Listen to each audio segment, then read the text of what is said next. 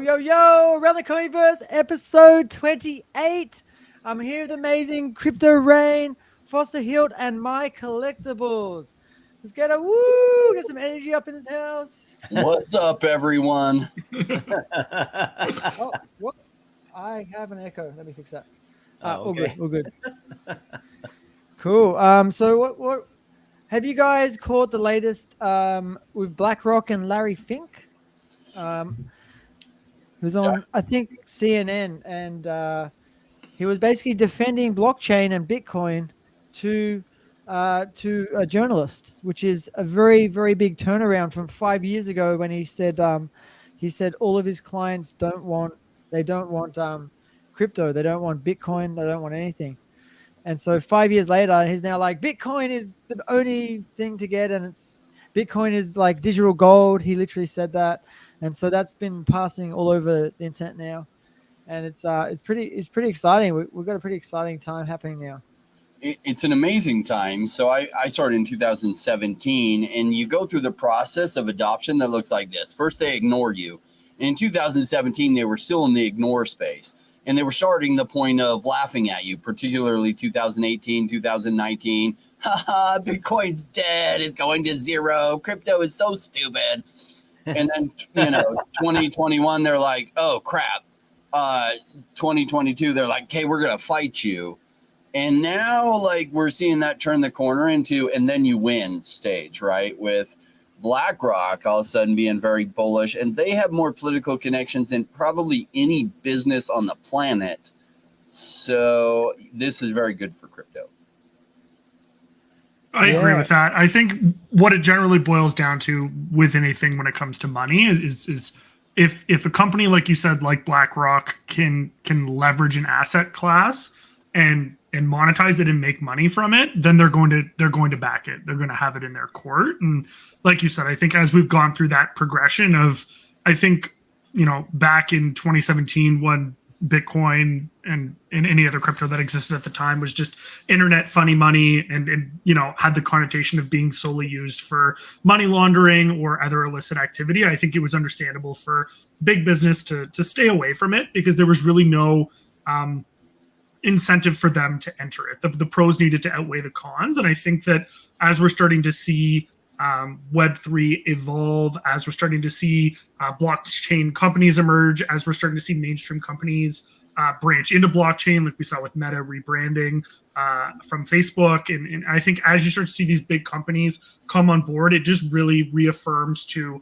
all the other big businesses and companies in the space that, hey, this is something that we need to start looking at. And I think we've even seen it, kind of in our own VeVe ecosystem when we look at the licensors that VeVe has onboarded. And, yes, Disney was kind of one of the earlier ones that did do it, but probably wasn't something that they had to do. And we're probably going to see a lot of other licenses start to roll out with different competitors and IP holders that, are starting to recognize now that, this is a space that we can safely monetize and bring our brands into and make money off of. So I definitely see BlackRock obviously being a huge mover with the spot ETFs that they're looking to have issued, and the big exchanges fighting for legislation in the U.S. as well. So I think it's all positive moving forward. I think there's still a lot of hurdles to overcome, but I think it's definitely become more of a legit conversation than it ever was previously. So I'm excited to see how it unfolds.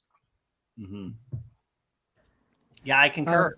Yeah. I mean, good better than that. I bought some Bitcoin yesterday, and I bought some Bitcoin less than a week ago. Not a ton, right? Because it's pricey, but yeah, I've been watching Michael Saylor forever, and just watching everybody else, and just kind of like it's either Ethereum or Bitcoin for me all the way. Like it's either one of the two. That I would put my money in. I've completely not bought anything else other than Omi. And like at all, like I do have some some Matic, just that's because that's actually a transitional one for me where I have to transfer from WETH to over, like I don't use it, like I'm not invested in it. But yeah, it's as stable as you get, and it doesn't seem like it like you said, it doesn't seem like the world is shying away from it now. They're actually kind of like, I mean, we see what's going on with banks and everything, right? I mean, did you guys watch? There's a big interview that that actually happened with Elon Musk and Tucker Carlson. I don't know if you guys have seen this interview that they talked about, and they weren't talking about Bitcoin, but he touched on the banking systems. Like Elon Musk is pretty dialed in, right? With it was very fascinating. You just go on, you can just Google it. It's I watched the whole. It was about an hour and a half interview last night. They touched on AI big time, but yeah, the banking systems and stuff, and so he doesn't mention Bitcoin or anything because if he does, right, but it's pretty obvious that's kind of the solution, or at least one of the solutions right now for people. That's how I see it. I didn't know you bought other crypto. Sorry. I think he's got a lot of plans around cryptocurrency. He just isn't talking about them publicly. But I think part of his Twitter purchase was around that. You're already seeing video incorporated more into Twitter. I think he's trying to take Twitter to the everything app. And that would include payments, which was his original idea forever ago, 25 years ago, when he was creating PayPal, of having this everything app on your phone where you could send money and everything. I don't think he's given up on that plan. He's just taken a different route to getting there. And now that the technology is here, I think he's working on that. And Twitter was probably part of that strategy. He could onboard probably half the US population and huge amounts of population in the rest of the world by buying Twitter towards it and get that user base towards this bigger goal of what he has. Maxwell, so thank you so much for the compliment there. Well, you know what? I think it's interesting that you mentioned that with that being his goal, because I think, it's not a model that doesn't necessarily already not exist. I think we see it specifically in the APAC region with, I think it's called WeChat. And it kind of has that very similar model, right? Where they have the social media tool, but it also has a payment service provider built into it. You can pay your bills on it. You can send people money on it. Now, of course, there's maybe a monitoring and securities aspect that we wouldn't necessarily want as a Western society. But at the same time, I completely agree with you. I think that that's the direction that we're going to see Elon take this app. And I think I read somewhere, you never know if it's true when you just glance across it on social media, but I did read that they had secured their first money transmitter license for Twitter yesterday. I didn't really pay attention to it too closely because it's not something that really affects my everyday life. But if that ends up being true, it just kind of reinforces the direction that you've indicated that they're likely already moving into anyways. So it'll be interesting to see how it unfolds. And I mean, even as content creators or personalities, I think, he's emphasized the focus on returning revenue back to these individuals through shared ad revenue if you're Twitter Blue subscriber. So I think that there's different models that you can kind of cherry pick from, whether it be Twitch or YouTube or any other social media platform that exists currently. And like you said, combine it into all an encompassing platform. And it'll be really interesting to see how that plays out. Twitter's basically the main platform that I use for all social media currently, because I think it combines kind of the best of all worlds currently. But I am glad to see that some of the things that were lacking in regards to uploading longer scale videos, as well as the fact that they're kind of reincorporating the threads, which I'm sure we'll get into at some point. It just makes it more seamless to get your message across. So yeah, I really like it because of that. Yeah, you guys talking about Elon Musk and Twitter really goes really nicely into one of the things on my notes here, which is to talk about threads. Have you guys signed up yet? Are you interested in it, or do you think it's a ripoff?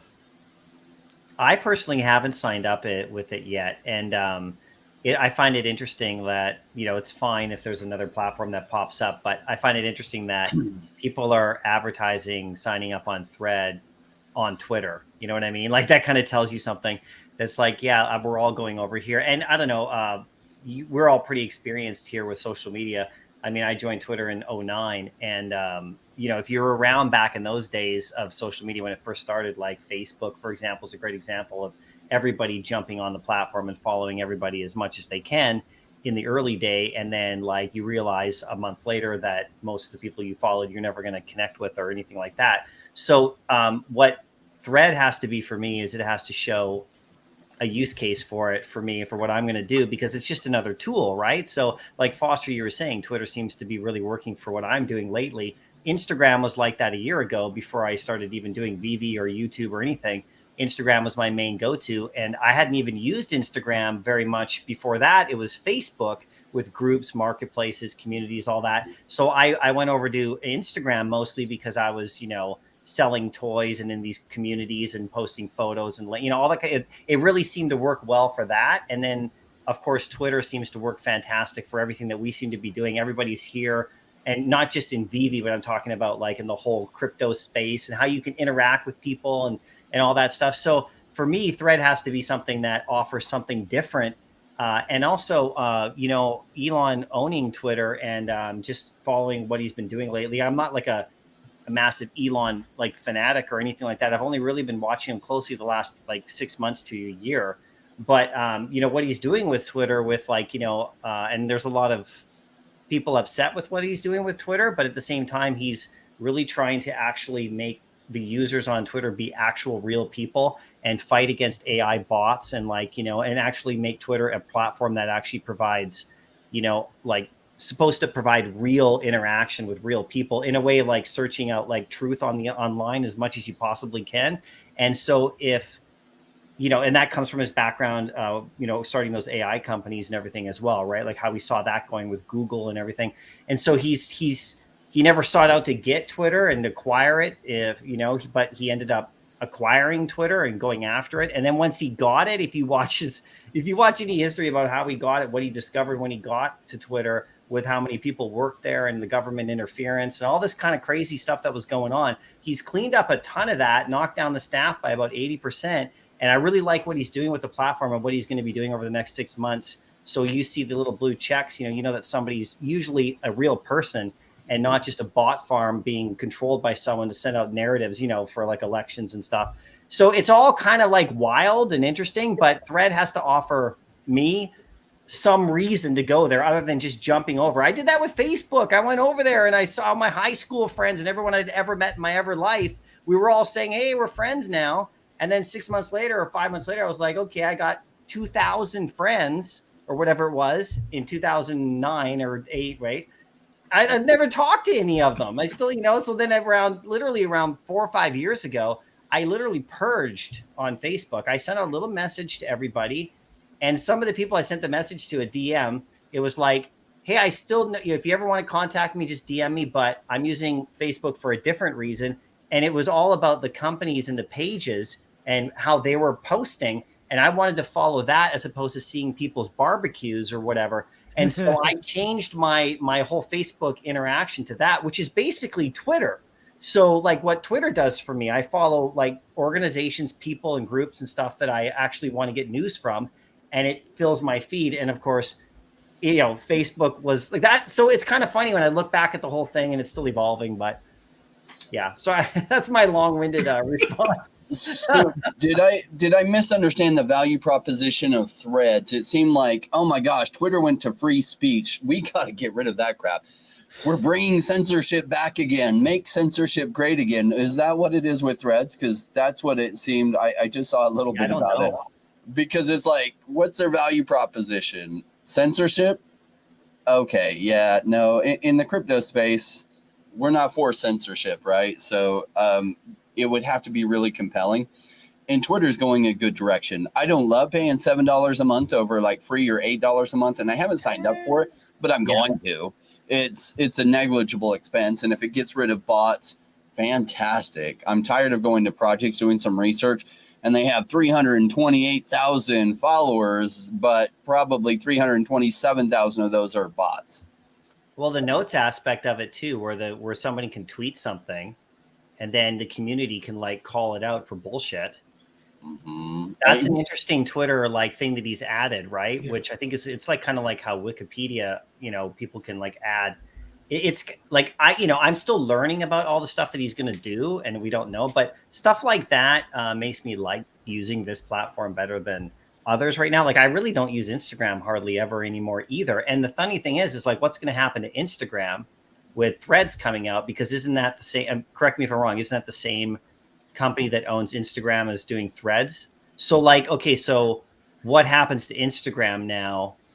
I mean, I know it's a different, but you know what I mean? Are they trying to create a platform that, like Foster, like you said, that has a lot of different things happening in it in one place? I would kind of like that. But then somebody told me yesterday, because I was talking about this, was like, well, sometimes these platforms are great to do specific things on. And maybe that's something we should keep as opposed to having my initial thought was like, yeah, I'd like a platform that encompasses all the stuff I want. But then there's certain platforms that like do things really well. You go there for those kind of things, like, like how like short videos and stuff like that on different platforms like TikTok or whatever. But so anyway, yeah. There are going to be some people on Twitter who don't appreciate community notes. Can you imagine Paul Barron talking about Ecomi and what kind of notes he's going to get from Foster Hilt on that? And he's not going to love it. Well, it's a deterrent too. If somebody wants to put out something that maybe just isn't true at all, the community people can then call it out and say, hey, that's, I think, the thought, or I don't know how it's. So I had to bring that up because I love Foster Hilt's analysis was like so hard hitting and amazing on that whole like Ecomi is dead thing. I just Doctor of Stuff and I probably chatted for about 3 hours about that whole thread, and just that was awesome, Foster. We loved it. Good job, by the way. Thank you. Yeah, it's I mean, it was a regrettable circumstance that kind of led to the entire thing. I mean, I don't know that I've really gone on record at any point to say this, but like I don't have any ill will against Paul or the network or Kyle Wilson or anyone affiliated with them. Like I've chatted with Paul before. I've been on his channel before. Like, really nice guy. Like when I spoke with him, like no, issues interpersonally. I just think that, the take was bad with that specific issue. And I think that there's a little bit more accountability when you have a larger platform. And I think that that's something that I've had to learn and navigate even with the kind of the smaller following that I have, is that you can't just arbitrarily, say things and not expect that there's going to be repercussions or consequences for the things that you say. And so, there is a responsibility that we have to take as content creators, social media personalities, whatever you want to refer to it as. And with something like that, when he's got, 600,000 combined followers on both of his social media accounts, when he's got whatever it is, a third of a million followers on YouTube or whatever, it's just, when you're putting out information like that, like I get it, like everyone's entitled to their opinion. Where I kind of draw the line is when you state something as an opinion, but you're stating it as a fact. Like you're saying something is true, but there's factual evidence to the contrary. And so I think everyone should, feel free to voice their opinion. And I didn't maybe want to come off as, I think maybe I came off a little bit attacking and that wasn't the intention. But I mean, at the end of the day, I think that for the people that are in the community, we can recognize that, things don't always go as well as we'd like them to in the project. There are a lot of things that need to be improved. There's things that we'd like to see, promises that were made that are yet to be delivered. But I think overall, especially recently, the direction has become very clear. Maybe not clear to everyone, but at least to me, I think ever since they brought on Mitch and Nestor, they've been onboarding new teams. They're hitting their deliverables at a much more regular pace. Are they still missing on some things? Of course. But, I even put out a tweet earlier today because I've seen a couple of people in the community kind of insinuating that all of the collectibles that are being bought right now are being done either via delistings or people are manipulating the market price. But you look at the burn sheet that Omi Daily Burn has taken over from Putin Cheeks, and it's just the evidence just simply doesn't support it. I mean, $1.25 million worth of gems purchased in the last 10 days. Only about 600,000 of that went to primary market drops. We can see a massive influx in gems coming onto the platform, even without cash out, which I'm sure does play partially a role in prices going up. But I mean, these collectibles are being sold. If you follow VeVe feed, it's an automatic tracker. You will see these collectibles being sold. These things are happening. It's not a debate. It's not, hey, I think or whatever. It's just, this is what the data is. Will it mean anything moving forward? Who knows? But I was happy to be able to get out that information and to see that the community kind of came to bat for me and stood up because, I was going up against a kind of a much bigger adversary. So it was nice to see the community kind of band together over that. And, hopefully everyone keeps it playful. Like I said, I don't want anyone going out and attacking Paul or anything like that. But it's been interesting. What I would love to see with Paul, and let me just add that I'm a fan of Paul Barron's network. I watch his show almost once a day, like one of his episodes a day. He has some of the best content out there. And he likes to bring on guests too. And I love that. He has fantastic guests because he has tremendous reach. But just because you're big and you have a big channel doesn't mean you don't get some things wrong. And he is one of the biggest channels that has covered VeVe and Ecomi, which has been great.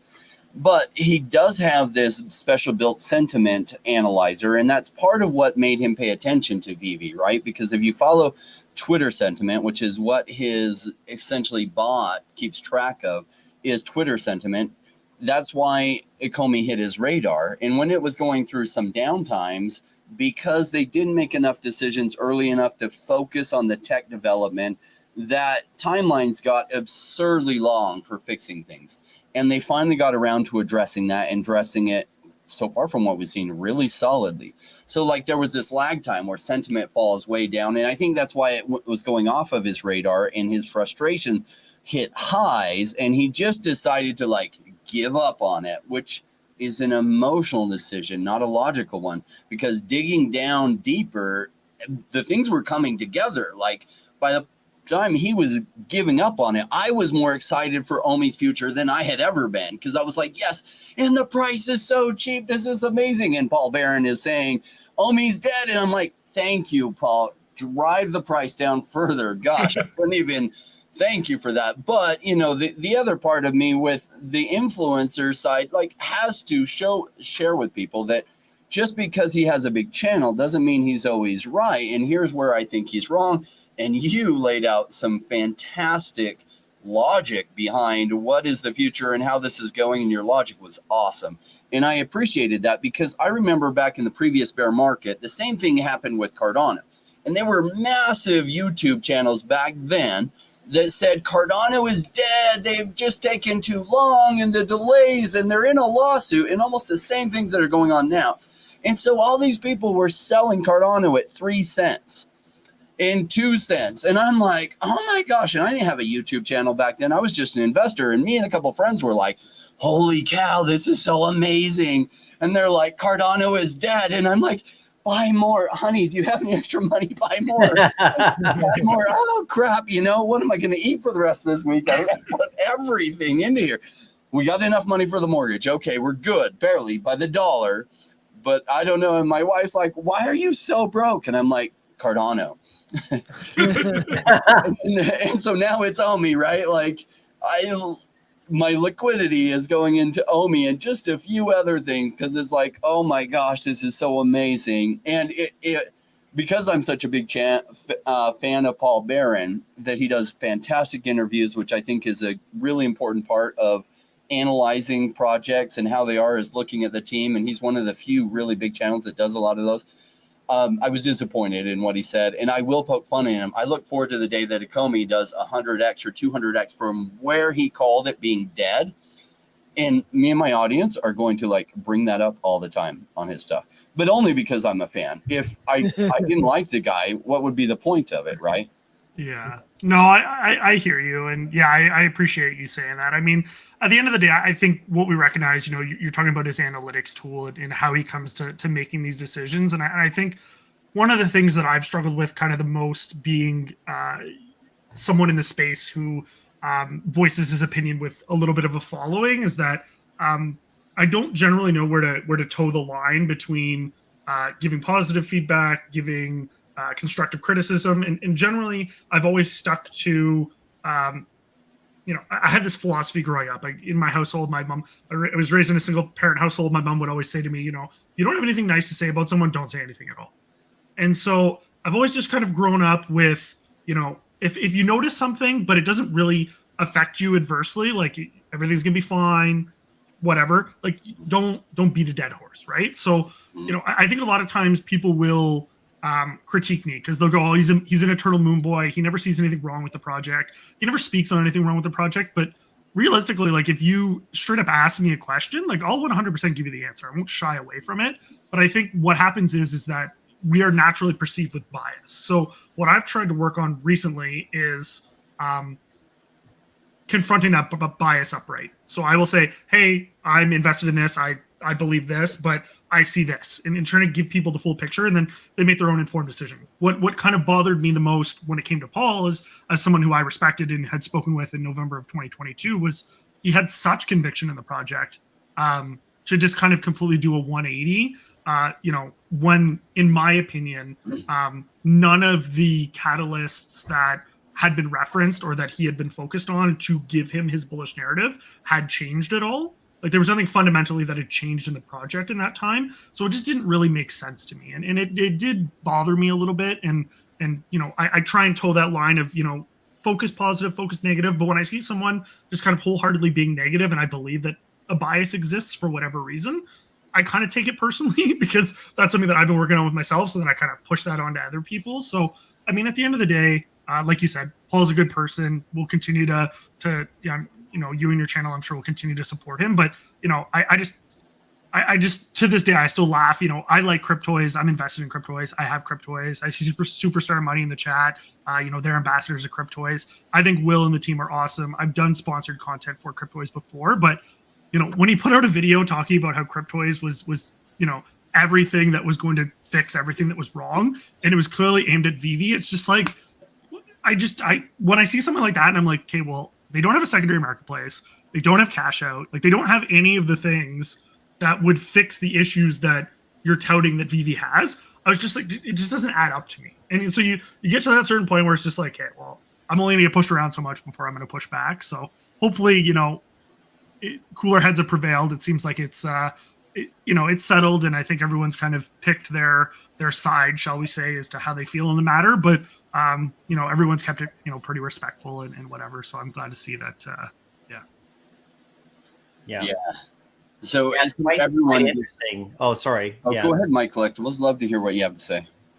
No, I just think that it's an issue of credibility. So, I've like we all have. We watch Paul's channel a lot, right? Like, and Kyle too. I love Kyle. He's great. I've watched him since the start, right? And it's kind of funny because I feel like Kyle was kind of like caught in the middle of whatever his boss Paul was doing. And so were Cryptoys. I mean, Cryptoys took a lot of heat after that, and unjustly, because they're just doing their thing. They love all the projects. Will one of the founders, he's on my channel. Really, the guy, he talks about all these other projects all working together to lift the whole space. There's no competition there. It's all about, the whole thing of digital collecting and all the stuff we're doing. And so, it's kind of like a a lot of people, I wasn't doing this because, I really just didn't care that much, but there's a lot of people digging into, Paul's channel and like trying to figure out why he said those things he said or rated VeVe so badly compared to other projects, and they started to put the pieces together of like some of the stuff they could notice, like on, like even just on his banner or whatever, the company's connected, all this kind of stuff. And it was all quite interesting. So then people start to question, like, well, what's the motive here? There's got to be some sort of reason because it doesn't make any sense. Right. And then, of course, you see the push on Cryptoys, which they deserve because I think they're doing great. But at the same time, you can't push it against VeVe, what they've done, because it doesn't make any sense. So, Cryptoys then is in, you see, I can imagine them sitting in their offices going like, well, we love the support from Paul, but God, I mean, like, like look at what, what I mean? Caught in the crossfire for no good reason at all, and I don't know how Kyle's feeling, but I did watch his interview with, with Danny, right? Like yesterday he was on there and I watched the whole thing, and Danny asked him some like really point blank questions, about how he feels about, the stuff that Paul was saying, right? You can just go back and watch. Danny's in the chat, right? Danny, I want to commend you. That was a great interview, and Kyle for coming on too. Although, you could kind of tell, and this is just my feeling, is that like, Kyle's in a pretty tough spot. I mean, like, I'm sure he's super loving working with Paul, and like, I mean, what a great opportunity. And he's still putting out great content, right? But I mean, like when asked pretty specific questions about how he feels indirectly if they're actually counteract Paul's opinions about VeVe, I mean, I could see that, he's kind of hesitant to really go down those roads, which makes me feel that he still believes in the VeVe project, and I hope that Paul does too. And who knows, maybe it's just, but I watched the whole thing. I was very curious because the whole title was like, is VeVe dead? Interview with Kyle. And Kyle handled himself well, but you could tell that there was, I mean, talk about being put in a tough spot. I mean, having the courage to come on Danny's channel, and Danny's not going to pull any punches. I mean, he had really good questions. And then he moved on to other great stuff, and it was a great interview. But that was kind of an interesting moment. So I think it's all about kind of credibility and like just backing up what you say. And if you do believe in certain things, I mean, like Foster, how you described your, you know, the information that you provided in response to some of these like crazy accusations about VeVe, it's just straight up information. It's like, well, actually look at this. And that's great to do that because, you know, that shows that, you know, we are watching. And, you know, if you are a content creator, and I'm just a small one as well, but I care about what my community thinks. So if I say something that upsets a large portion of my audience, and VeVe is not a large portion of Paul's audience, obviously, but, you know, you then should address it, you know, and like clarify and really give like clear points as to why. And some of it just wasn't adding up. So I think a lot of the outrage comes from that. This is my observation. I personally don't really care that much. I had like a live stream after, and I was annoyed that the dead comment came out. But my perspective on it, we talked about it, Jordan, on your channel back then, was I was actually more irritated about the disrespect to the VeVe team and people like, you know, Corey and people like Ryan and people like that who came from the community, right? And like, I know these are stand-up people who wouldn't work for a scam company who's like, just, you know, like trying to pull the rug out from people. These are the people that I respect. So I want to see these people working for the company. And especially a guy like Corey with his background, if you know anything about him, where he came from and what he's all about. I mean, he's busting his ass over at VeVe, making these vids and working hard. And so if the company was in some sort of like rug scam, I mean, people like that would be the first to leave. You know what I mean? So it was really disrespectful to the work that's been done. And actually, I see this a lot lately. Not lately, but I see this from time to time where people literally just disrespect the accomplishment of VeVe, of what they've been able to accomplish in this space, even with all the errors and mistakes they've made and the promises they haven't come through with and the stuff we're waiting for. They've still been able to accomplish an incredible thing that almost no one else has. And I think people sometimes, you know, really throw disrespect at the company. You know, so I mean, this is how I came at it, and I just move along with it. But I was really, really, really interested in the whole thing, just watching, because I always find it fascinating, this human psychology about what happens right around our space, you know, and how people react. So it's interesting, these bear markets, and they just kind of do weigh people down, and they just get emotionally done from things. And I saw that the last bear market with Cardano, and it was going through like the same kind of challenges. Its testnet wasn't even live, its mainnet. The token had no utility still at the time, and this project called Tezos came out. And everyone's like, oh my gosh, Tezos has staking. You can stake it for 8%. And it's like, what does Tezos do? Well, I don't know, but you can stake it and get 8%. It's totally killing Cardano, and Cardano is dead. And I was like, so fast forward to 4 years till now, right? Or 3 years from that point till now. And guess what? Tezos is like 1/40th the market cap of Cardano or something. And everyone back then, like Tezos had 10x. And, you know, a lot of these big YouTube channels with power at the time. In fact, Charles Hoskinson, founder of Cardano, called them like Molten Tar Monster #1 and Molten Tar Monster #2 and stuff, because there were a bunch of them, not just like one big channel, but a bunch of people like that. And he was naming them because, yeah, it was hard. And they were saying this is never going to fail. And there was a lawsuit that threatened the future of Cardano, bigger than actually what Ecomi was going through with Ben. And so like I get bullish. I've seen these patterns before. Then when I hear that kind of FUD, it's not that I don't pay attention. I actually look deeper and I say, hey, how warranted is this FUD? And what, to me, I love, my favorite position is when I look deeper and the FUD, those problems have already been fixed. So the people that are screaming about those problems, it's all emotional, and that drives the price really low, because I'm an investor and I don't know about you guys. I like to buy cheap, like cheaper the better. And what's funny is so many people in the space are like, I like to buy cheap, but then they never do it, because they get scared by FUD and they run away, and they're like, I'm going to wait till it's like 2 cents again before I buy. And it's like, wait, it's like a fraction of a penny. And then when you buy, well, call me when it hits like half a cent or something. It's like, no, No, like, why would you wait till then? Why don't you buy? Well, I don't know if the future is going to happen. I don't know if it's going to happen either, but I really, really like the odds. Awesome. I want to move on to a little bit to the collectible side. Who stacked some of those platinum moments today? I didn't get the waitlist drop. I'm over on all the popular ones. So my plan was to get the door.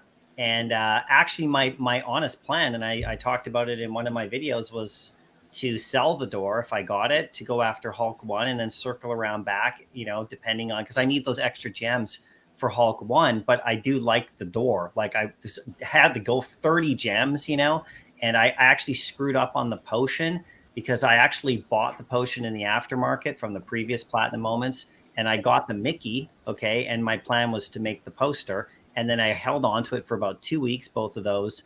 And then I decided to sell the both of them. And I didn't actually create the Mickey poster, which is more popular than these doors and stuff. Right. But from that lesson, I was like, okay, if I get one of these doors, I'm going to have to, like, if I get it on the drop, I need the gems for tomorrow. Right. Okay. Just being honest, I got that Hulk 1. And then though, to circle around back, if I land the Hulk 1 tomorrow, which I'm not expecting, because I haven't landed any of these, then my plan was to then, get the door back and actually make the poster and go after one of the cheaper posters, right? Like go after Woody, for example, because I don't think anyone's going to really mint that one. It's going to be very scarce, for example. So, but now that I didn't land the platinum moment door, I'm out of the game completely. I'm not going to be playing that game at all, because I needed to land it in order to then, right? I don't want to just put a bunch of gems in just for that. So I'm probably just going to watch that one from the sideline, and see how it goes. But it's cool at Disney and their utility and their burning and their I think it's an interesting mechanism that they've kind of experimented more and more with, and they seem to be adding different levels to it. This time, you're burning the door, so you're burning the one item, but you can only mint the collectible if you hold the actual collectible from the previous. So like, it's a very interesting mechanic that they're working off of, and I definitely see the potential moving forward for what they can kind of continue to roll out with it. I was fortunate and did land the drop today on the wait list. So so I'm still holding the door. I'm kind of on the fence. Like, I think what might make the most sense is load up on doors now when there's still a ton of supply for them. And then as people start to burn the doors for the posters will become less scarce, but the doors will become more scarce. And then you may be able to turn around and sell the doors for more expensive what you bought them for, and then partially pay off the cheaper posters that you end up buying afterwards. Yeah. I haven't tried it yet, though. I thought about that too. My big catalyst was acquiring the drop today.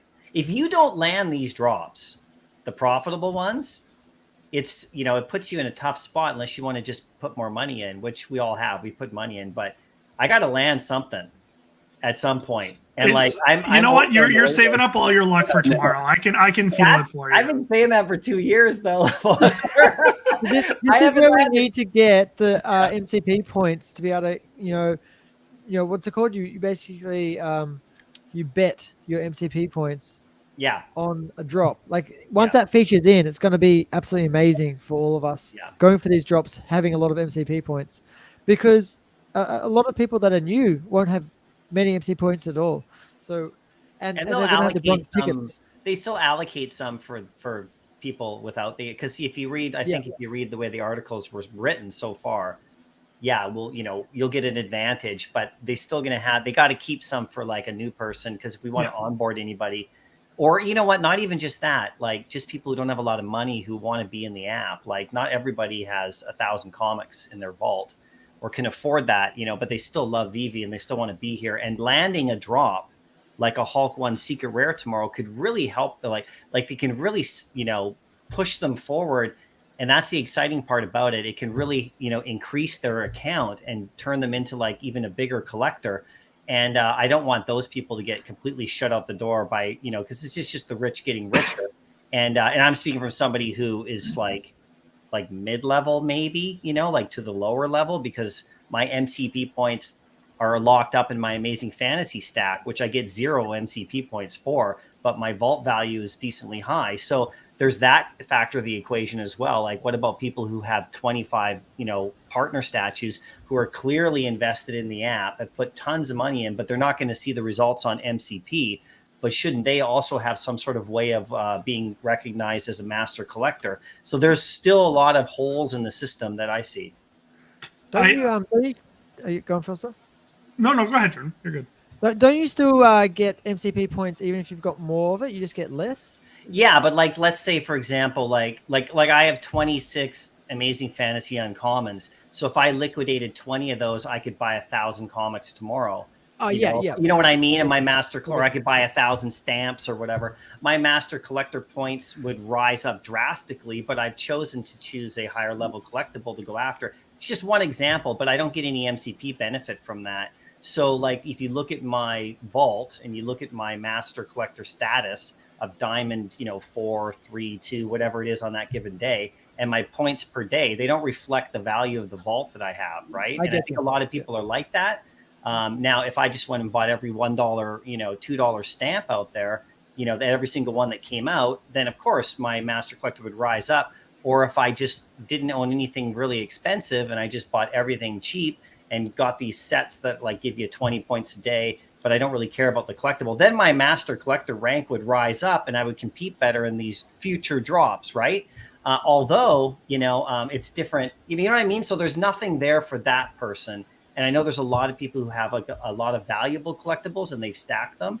And, or even if they just have one of each, like an Amazing Fantasy 15 Secret Rare is only worth 6 points a day, but it's worth 10,000 gems. You know what I mean? So like, how do you, of course you can't do it on vault value because then people could like artificially increase the value of collectibles to give them more MCP points when they're not really worth what they should, so it's a very difficult thing to, but I think, it's going to evolve. I don't think VeVe's ever going to be done.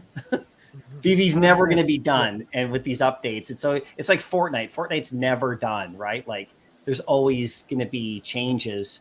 And we'll just see how they go from here. But yeah, I think the important level is good. Yeah.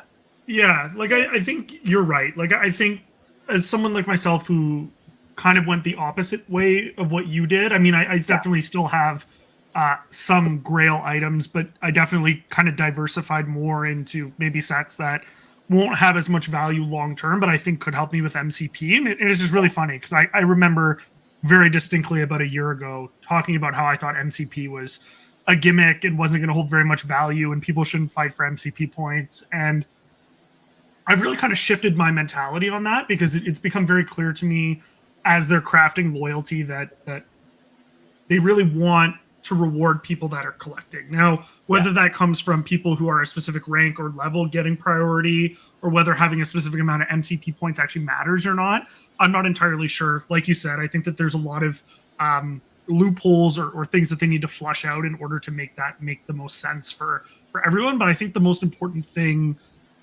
is that they're going to be rewarding people for collecting.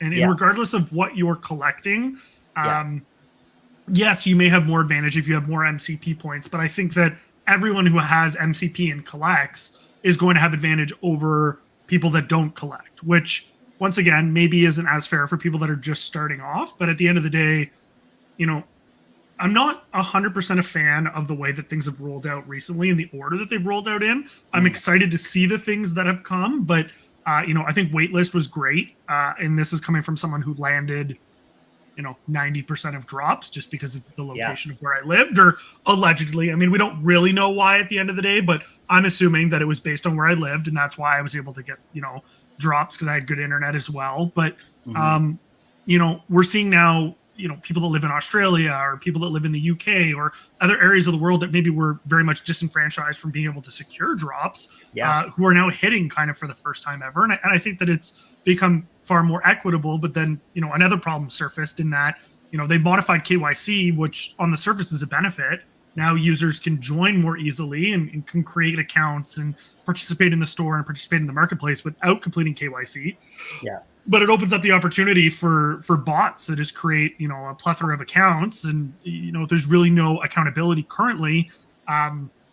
to prevent them from securing. Now, of course, if they do secure, they would still need a KYC in order to sell in the marketplace. So there still is a barrier.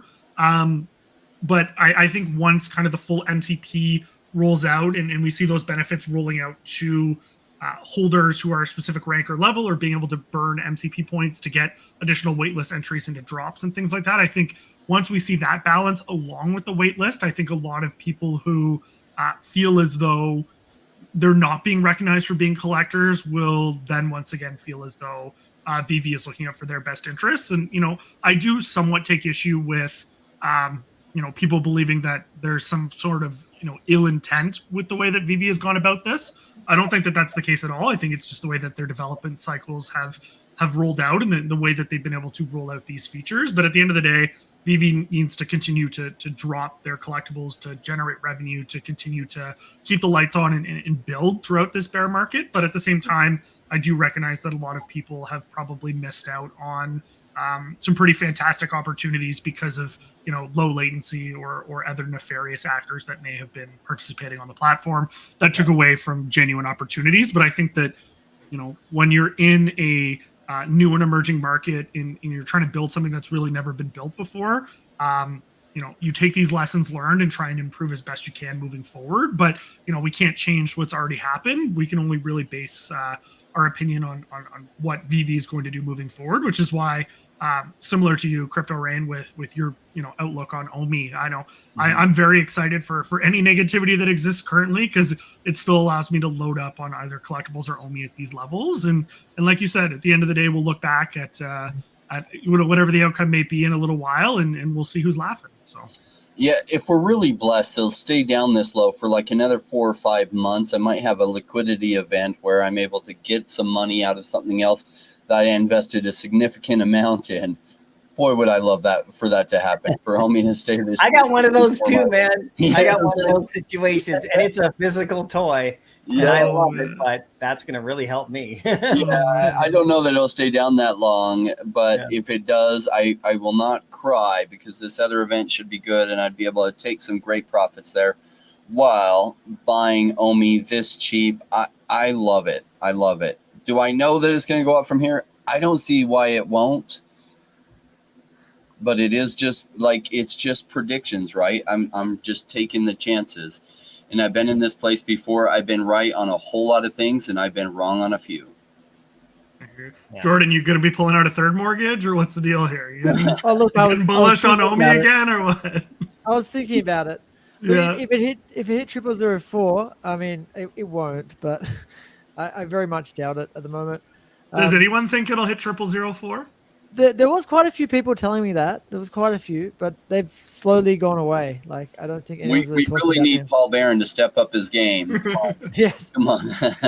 Just I put out a bet with Henry Pegliuca. Shout out, Mr. Pegs. I threw out an offer. It was like 2 weeks ago or whatever, and I basically said, because there's this group in the community that's just sitting on the sidelines with liquidity, convinced that it's going to hit. And hey, I will admit, I have been wrong a ton about OMI. So don't take my word as gospel. I can definitely be wrong. But the one thing that you can't fault me for is that, I'll put my money where my mouth is. And, I basically said, I do not believe that we're ever going to see this number. And I will put money on the line, convinced that it won't. And I didn't have anyone take me up on the offer. And that really tells me where people's mentality truly is with this, is that people will say whatever, but when it comes to actually taking money out of their pocket, maybe they're not as convinced as they lead you to believe that they are on social media. So I've always found that interesting. Now, of course, if we hit down at that level, I would consider it an absolutely fantastic buying opportunity for myself. What you guys all choose to do is obviously your choice and your choice alone. But, I've continued to stack, and I've been very fortunate to have far more OMI than I ever thought would be imaginable in a million years. I mean, when I first joined this community back in April of 2021, my goal was to hit 1 million OMI. And that seemed like such a far-fetched kind of goal, right? Like at the time, I think it was trading at 0073. And for me, that was about $10,000 Canadian. So, I mean, to think that I would even hit 1 million OMI and convince my wife to allow me to invest in this cryptocurrency that, what what is that crypto thing? And, is it going to happen? And so, to be in the position that I am right now, I consider myself, incredibly blessed and fortunate. Everyone can call me over leveraged or whatever else, but I'm still stacking and packing and racking it up, and I'm loving it. Well, Foster, like I like in Crypto Rain, you guys, I was, this question about like when. So, a video I did about a week ago was just about VeVe grails, because Jordan, you were talking about collectibles, and we segued here into the Omi again, which is awesome, right? But the question, like for me, is no, it's true. The question for me is like, when. So like, let's say you have a plan where you want to get something, like say it's it could be anything, right? It could be a collectible in the app, it could be OMI, it could be something outside of VeVe, whatever. So like you're looking at it, and this is like, if you're in this game and you're here for the long haul or whatever, or you want to make money or whatever, when do you actually pull the trigger if you actually want to do something? Do you react when it goes 5x? And like Crypto Rain, like you said, like do you wait until it, like it goes, everybody else starts buying it up, and then it's like it's taking off and it's exciting and you go after it then, or you get it, now or at some point, right? So I did this video just about, getting these grails, right? Like during this time.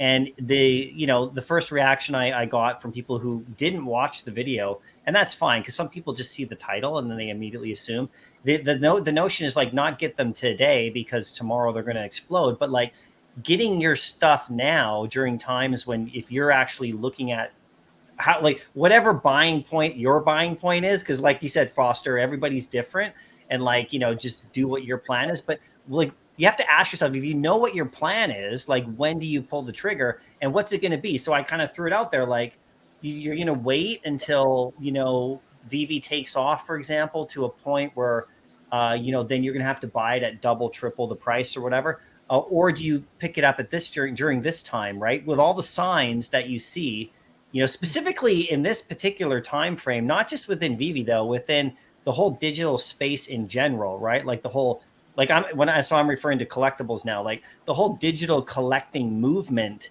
that we've been watching unfold over the last 2-3 years.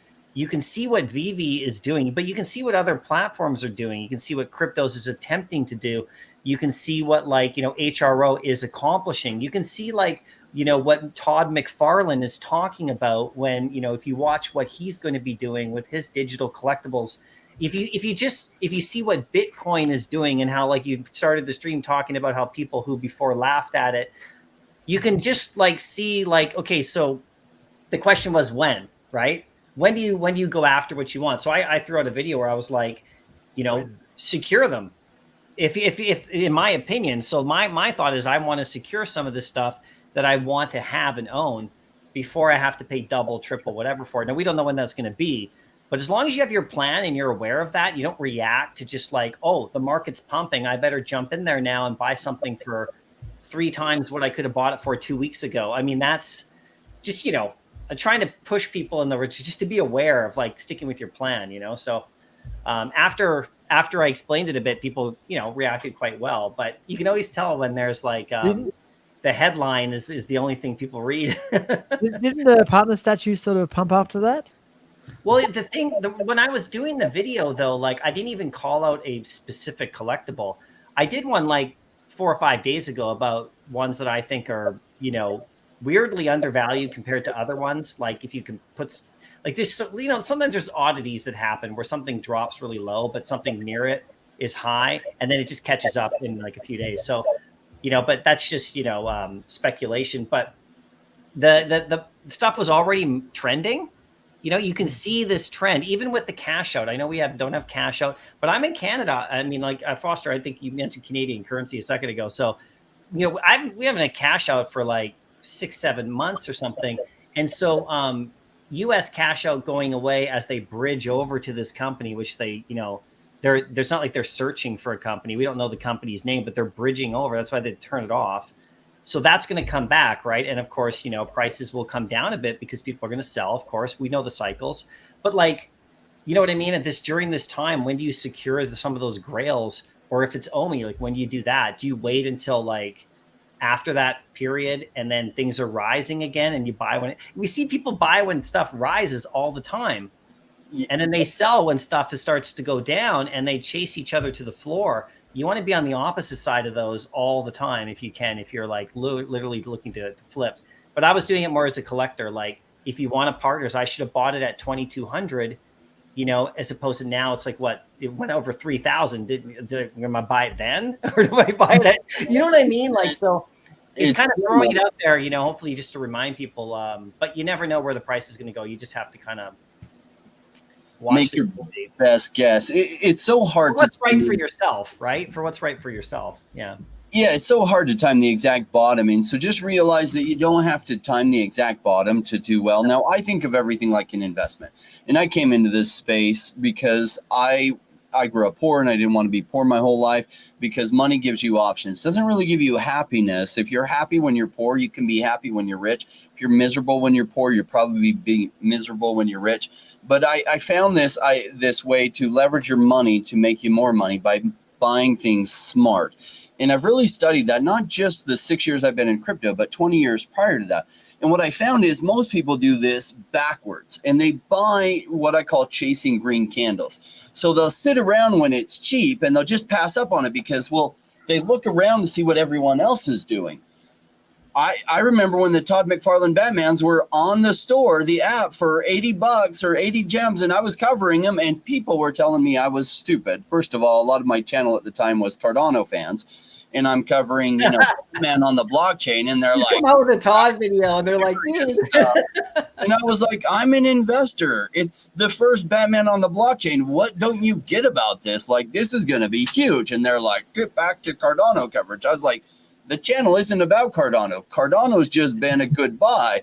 But like, I think this Todd McFarlane Batman is going to be huge, right? And I covered it back in early March. I think I was the first crypto channel that covered it because I had invested in Ecomi in their pre-sale. And at the time they were talking about like minor cartoon characters and stuff, right? I didn't know that they would get Batman and other things. And it wasn't until like March or end of February before I had even thought about them again and realized that they had an app out, and I downloaded the app and I got on it and I was like, oh, so first thing I did was search for videos. I'm like, this is huge. Batman, oh my gosh. And nobody had videos on it. So I covered it and people said I was crazy. And then like for 3 months or 2 months, it didn't sell out. And people are like, it'll be around for forever. And we're at that kind of point now. Oh, it's cheap. Why buy it cheap? And then all of a sudden the Todd McFarlane sells out and then you can't even buy it. So then people are buying it off other people from eBay and stuff, and they're paying like $500 to buy something they could have just bought for $80, but they had no sense of urgency because it was cheap. And we're almost wired to miss good opportunities because they're not running away from us. And by the time they're running away, we don't even notice as it's happening until it's like way out of range. And so as human beings, I call it buying when it's boring. And right now the crypto space is boring. Right now these prices are amazing. That should make you lose sleep. That should make you work overtime at your job if you can. That should hopefully make you squeeze your expenses and spend less on beer money, less on other things, and be buying as much as you can. Talk about beer money, Crypto Rain. Beer money, we cannot. Yes. I'm up in Canada here. We can't. It's religion there, Molten. I was in Montreal for 2 years, so I remember how big Molten was there. But it's beer money or cigarette money or whatever, like eating out less because, look, you don't want to like borrow huge amounts of money to buy. That doesn't end well usually and doesn't allow you to have patience. But if you're able to squeeze your expenses and increase your income and you're able to use that margin to pick up as much as possible, like this is the time. You should be losing sleep, but you don't have enough while it's cheap before it starts to run away. Because when MC was talking about, oh yeah, before it gets twice or 3 or 4 times as expensive, that's not even bad, only 2 or 3 or 4x more expensive. A lot of these things like Amazing Fantasy 15 and other things, I'm not worried about them only going 4x before I have more. I'm worried about them going 10 or 20 or 30x. And because then I'll never buy it. It's too high. I don't chase green candles. I'm not going to buy that. So now is the time to pick up on these things that you really want. I am selective what I buy on the VeVe app because there's so much dropping that I'm looking for grails, and that does hurt my master collector points too. But I'm an investor, so I'm in it for getting like great thing to pick up is like Marvel #1. The comments have come back really cheap. Now I was buying those at $3, and they ran up to like $600 and $700 or gems really, and I was like, yes, that's amazing. And I took profits on a bunch, and now they're getting cheap again.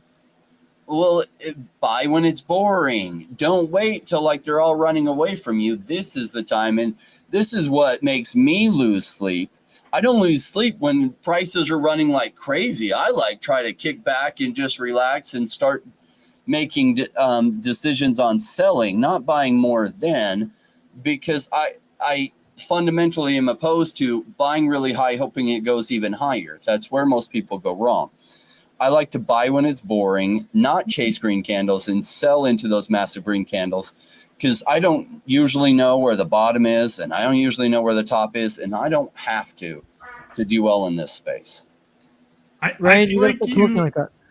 Oh, sorry. I was going to say, I feel like you hit on a couple of really interesting points, and I want to speak on the collectibles because I don't speak on the collectibles as much as some other people do, aka MyCollectibles. But I will say one thing about the OMI thing, and I agree with you. And you know what? Whatever the bottom price is that OMI inevitably hits, whether it's we've already seen it, or it's 0004, or it's even less, I think that what gets fundamentally misunderstood is that everyone's looking to time the bottom, which maybe works for a project that has a ton of liquidity. Like maybe if you're trying to buy Bitcoin on Binance, you can afford to do that.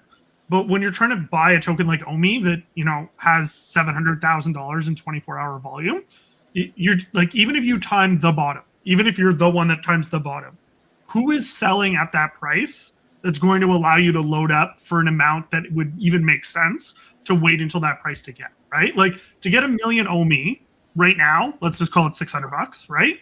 If it goes down to 0004, it's $400. Now, I'm not saying that $200 isn't a lot of money.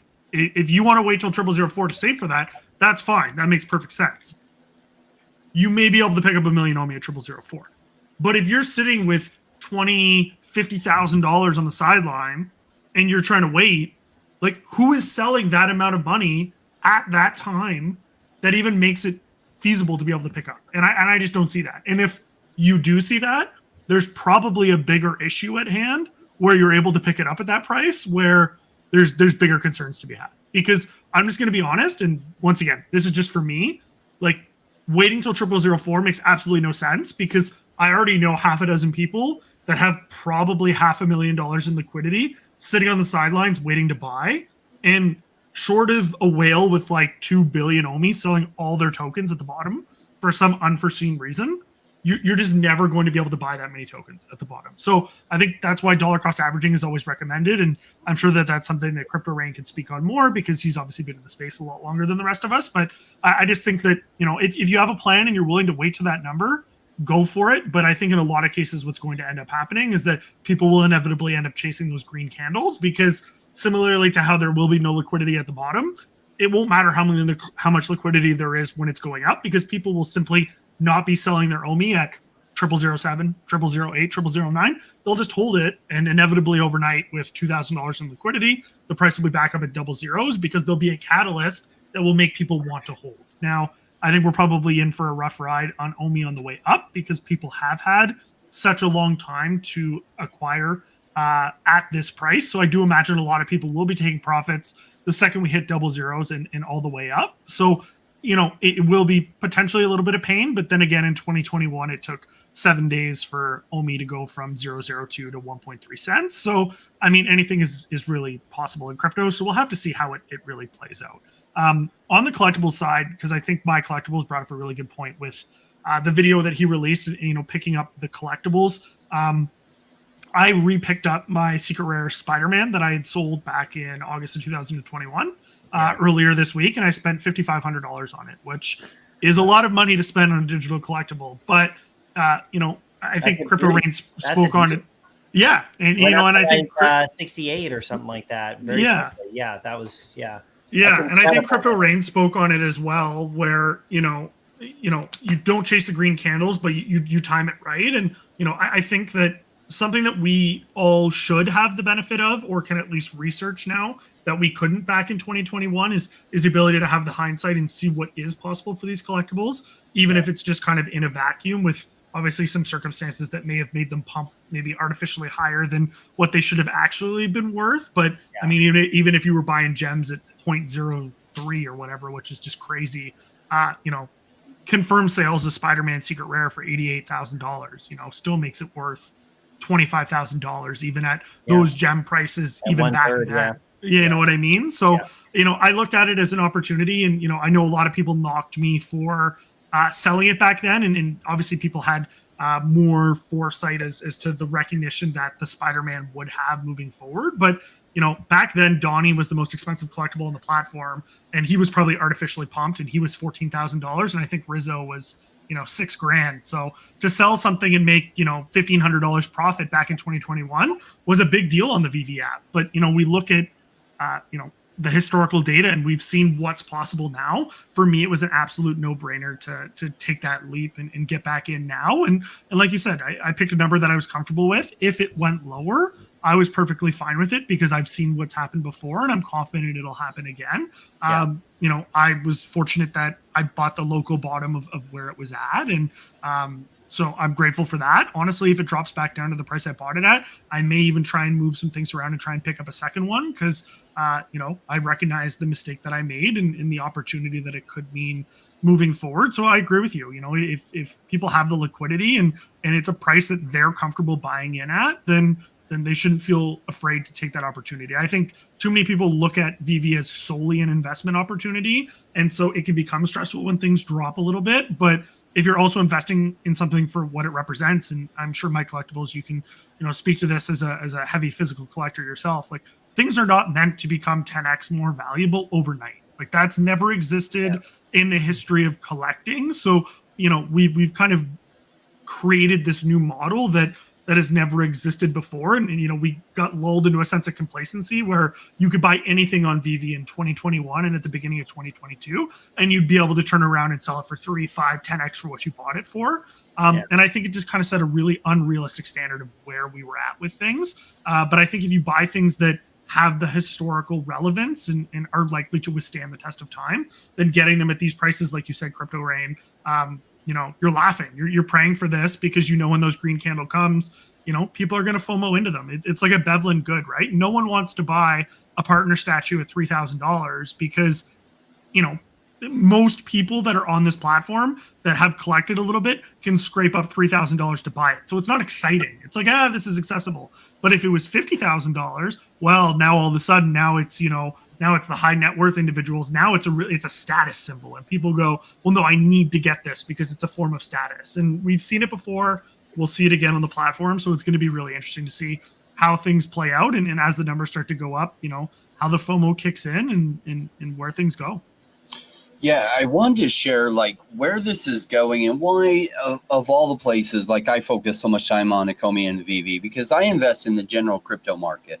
So why do I even put so much of my time making content about Ecomi and VeVe when it just makes up a part of my portfolio? And it's because it's one of the areas I'm most excited about. Well, why am I most excited about it? This idea of collecting, there's something in us as humans that likes two things. Number one, we like to collect things that represent our interests, even if nobody sees it but us. There's a second part of it too, that certain personalities love to have flair. So it's not just for them seeing it, so that they can show everyone what they have, and especially if they have money. And so art is a big example of that. So people pay $6 million for a piece of art to hang in their home. But in order for anyone to see it, they have to bring somebody clear over to their home. And like, so I was networking with some rich people a while ago, and he's like, oh, I really want to buy that piece of art, but then I'd have to buy another house just to showcase it. Just think of what a pain it would be when you're a billionaire of having to buy another house just so you can showcase more art. That's hilarious. Think about what Digital Collectibles does for everything. I remember the shoe boxes of baseball cards and how hard it was, and then my mom throwing a bunch of it out. With Digital Collectibles, like that whole game of storage space changes. I had a friend that had a full room of like Star Wars toys and other things that he would collect and he would later sell, but he had a full room dedicated to it. And now it's all on the cloud and we don't have to store it all. We just have to have our login information and verification.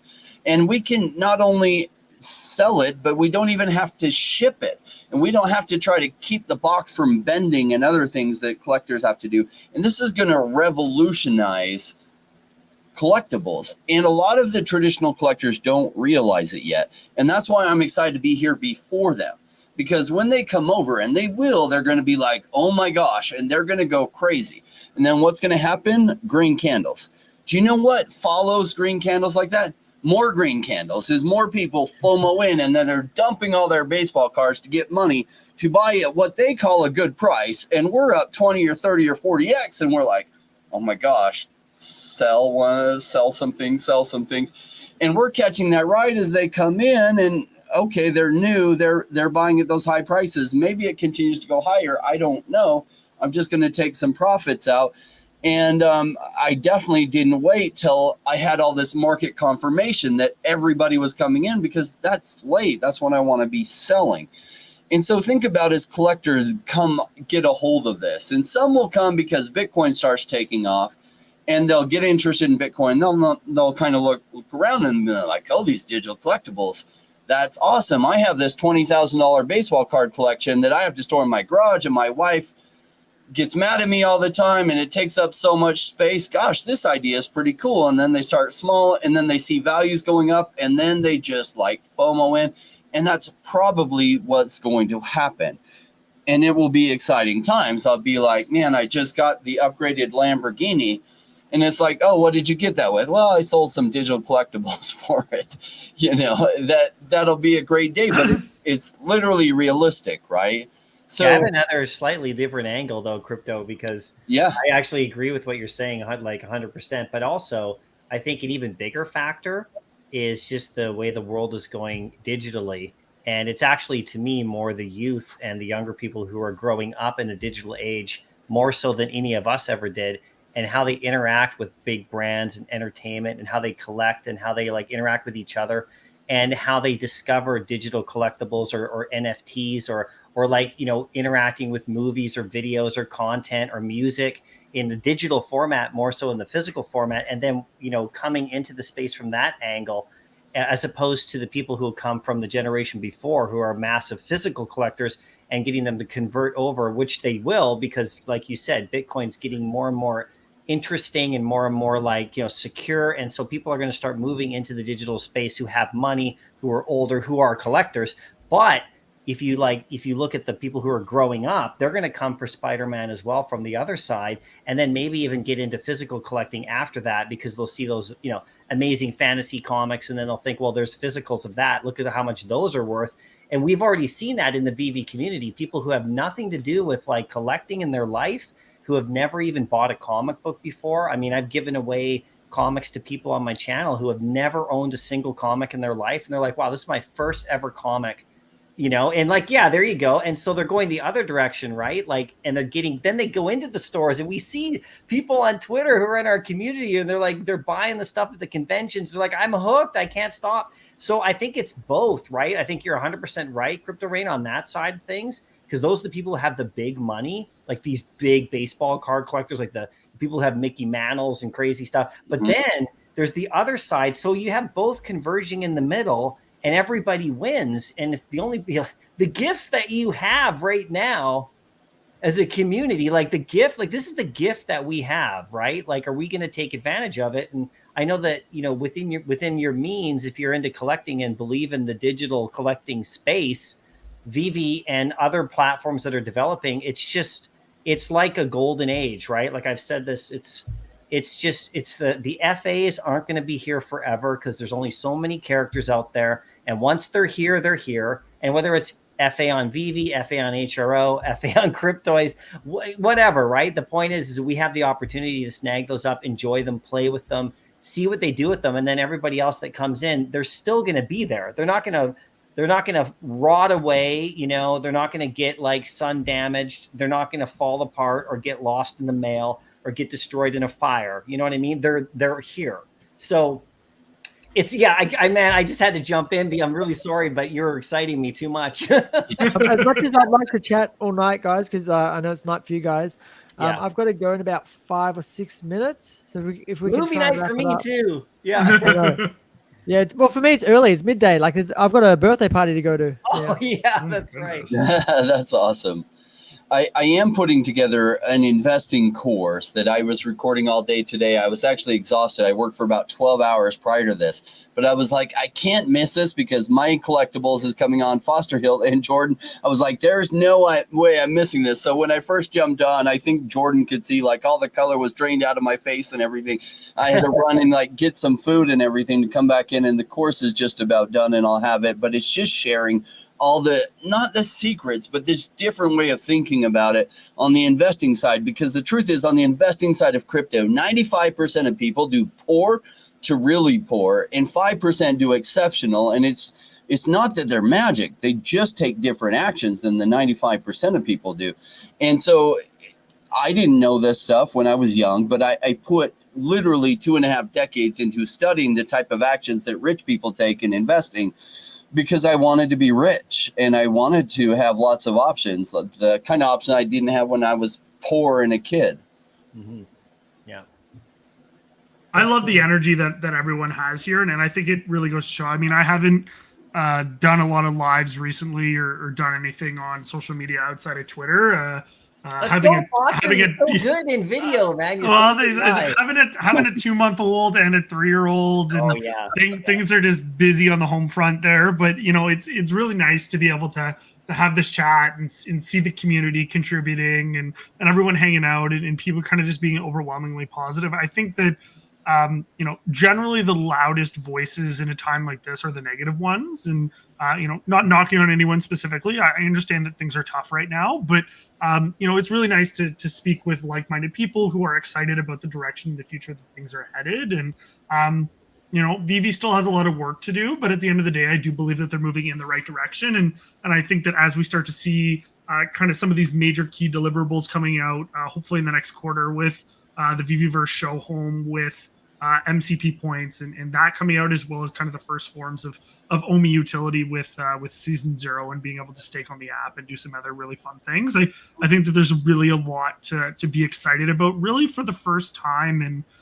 at least a year or so, where we're really starting to hit kind of, I feel like it comes in ebbs and flows or peaks and valleys, where we have a lull time where there's really not a lot going on and it really just is drops and there's not a lot to discuss outside of that. But it seems like we're going to be potentially onboarding some new IP with all these trips that David and Dan have been making to all these licensing events and things. So I just feel like there's really a lot to look forward to, and so it'll be nice to revisit some of these conversations. I always say that when I get off lives, it's nice that everything's on social media, because we can see how incredibly right or how terribly wrong we were at the end of the day, and come back and laugh at ourselves thinking it was a good idea to invest in digital collectibles, or maybe it'll be the best decision that we ever made in our lives. But either way, we're doing it with a group of supportive people, and I think being a part of the community has been some of the most rewarding thing. I didn't touch on it when you guys were talking about Thread, but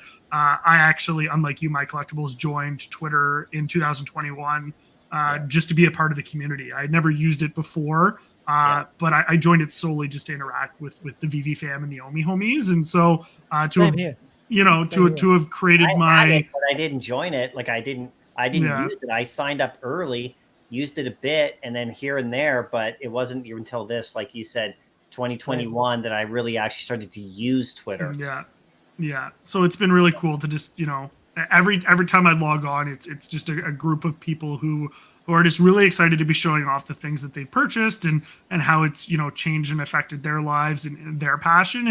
And it's contagious. It really rubs off that energy. And so, even though there might be a lot of sleepless nights for me right now and a lot of stuff going on, it's great to see, everyone being so positive. And I look forward to having conversations like this again. So thank you, Jordan, for having me on. And MyCollectibles, as a fellow Canadian, I don't think we've interacted very much, but, it's always a pleasure to hear from you. And on more so the collectible side, because that is the piece that is generally missing from my knowledge base. So it's always great to talk with someone who's passionate about collecting. And then of course, Crypto Rain, as someone who's been an investor in the space for a long time, you have a wealth of knowledge. So it's great to have a great panel like this to discuss. So thank you for having me on.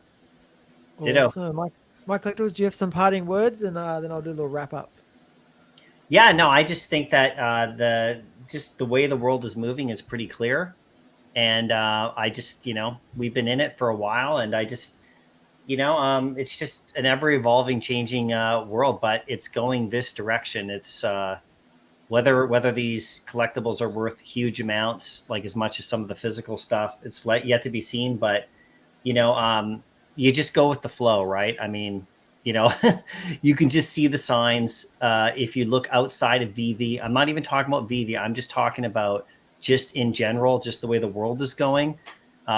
It's been clear to me for quite some time. And the first one was the Spider-Man you just bought, Foster. That was the one that made me make my first video ever, was only because I was just wanted to talk about it with other people, just share my thoughts. I couldn't believe that a digital FA of a Spider-Man in a new space, a new collectible space, a new collectible like kind of genre or category was created right in front of us, and it just made sense with everything that we've been seeing. So that was my first ever video, was just talking about Spider-Man as a FA. It clicked for me. That was like early November 2021. So I'm a little bit later than you guys joining, but that's the one you picked up recently. And to me, it's just, once you see it, once you see what's happening, it's hard to unsee it. Sometimes it takes people a little bit longer to see it. So hopefully, when I pass on my opinions and stuff, it's just trying to share what I've seen and what I, believe in. And if you believe in the space, I mean, the space in general, take a look at what other projects are doing, because they're all pushing it forward. And the ones I pay attention to are the ones that are like trying to lift the whole thing, not trying to compete like in a way to tear other projects down. I don't buy into that kind of stuff. Even as businesses, I never shop at places like that, like stores like that. So, you know what I mean? So I like where the space is headed. VeVe's one of them that I'm most bullish on, but there's a few others too.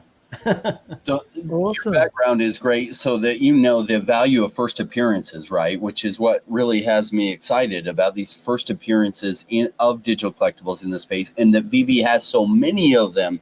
It gives VeVe a better chance to be around in 10 or 20 years, where these things will then have amazing value, especially with VeVe probably having the #1 market share. And market share is huge.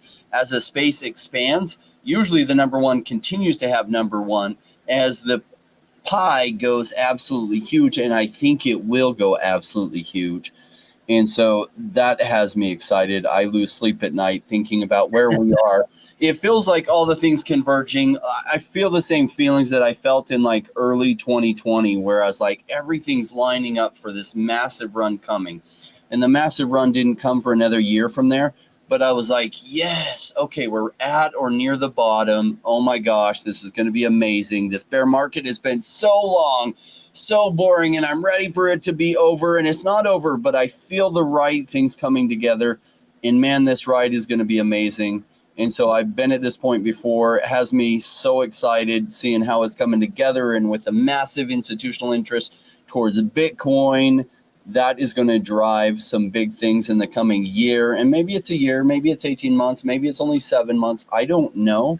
Not tomorrow. But it will be big. Yeah, it won't be tomorrow. Thank goodness, because otherwise you have. Yeah, I'd be in trouble.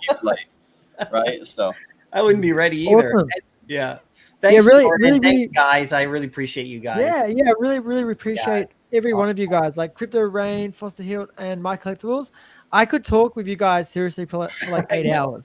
Unfortunately, I can't. I've got to get going. Let's do it again. Thanks everyone for watching this. Please like everyone's channel and subscribe. We'll be back on Monday as usual. This is just a sort of off the cuff, Friday night stream instead. So we'll be back on Monday, 6 p.m. EST. Make sure you check everyone's channel out. Thanks so much for watching, guys. See you next time. Bye, everybody. Right. See you guys. Cheers. Bye-bye.